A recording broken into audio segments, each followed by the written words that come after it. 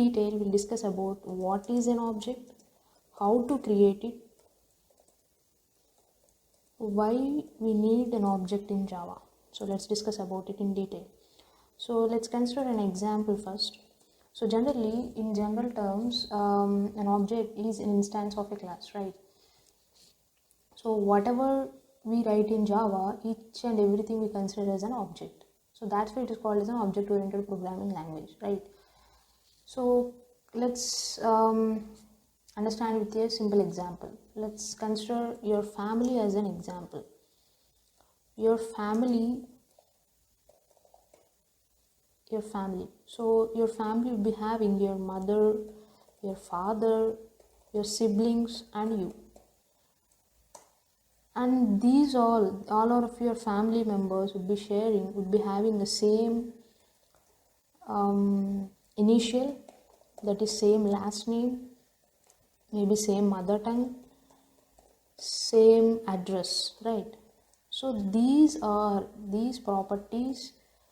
all the properties of a class, and these are your family members are the objects of the class, and your family is the class, is the actual class.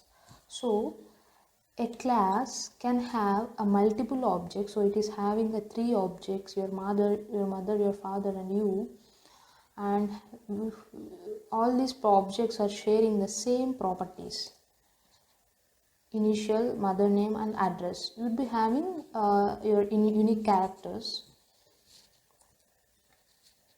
So here your class is your family, object 1, object 2, object 3. So the points to remember about the object is that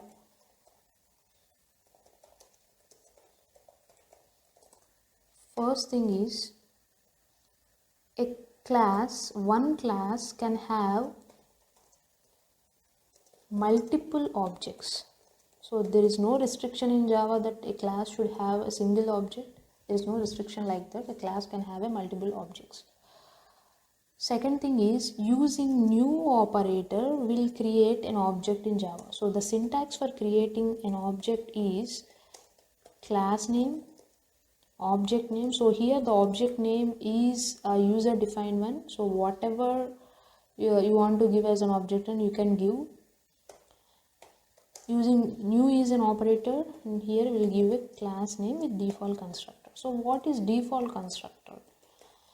So default constructor means if we have a method same as class name and with no parameters, that we call it as a default constructor.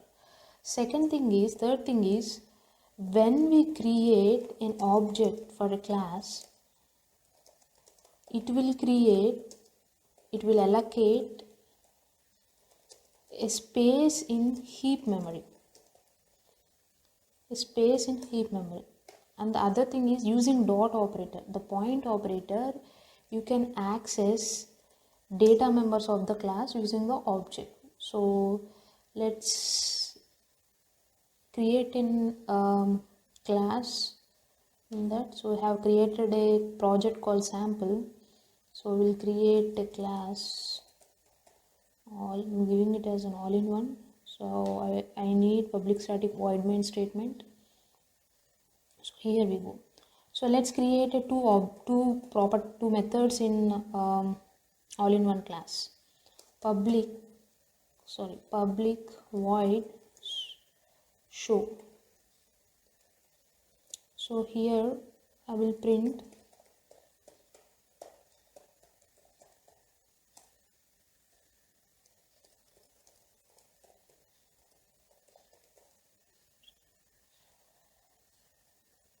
we'll create one more method.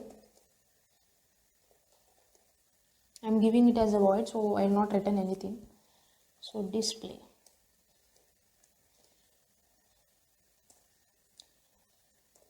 Let's give one parameter here, int a.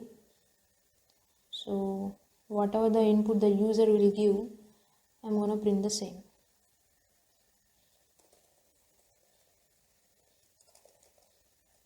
So the value given by the user is A. So if we execute it, nothing will be displayed in the output. So to access these two methods which are there in this class, we need to create an object for it. So let's create an object. So the syntax is class name. So object name I'm gonna give as obj1 is equals to new class name. So with this object1 dot operator, so whenever I press dot, see it's giving the suggestions, right?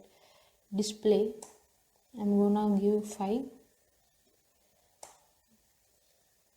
object1 dot show.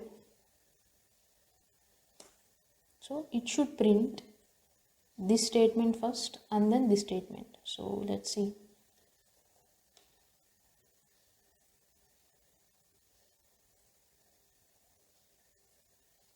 Here we go. So we got the correct output.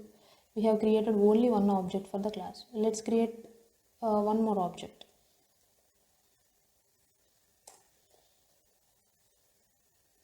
So object2. So after printing hi subscriber statement, we'll give 10 as a parameter. We'll see.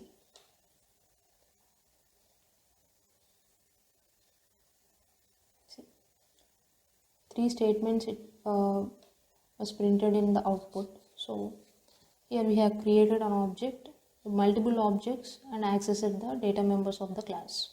Thank you.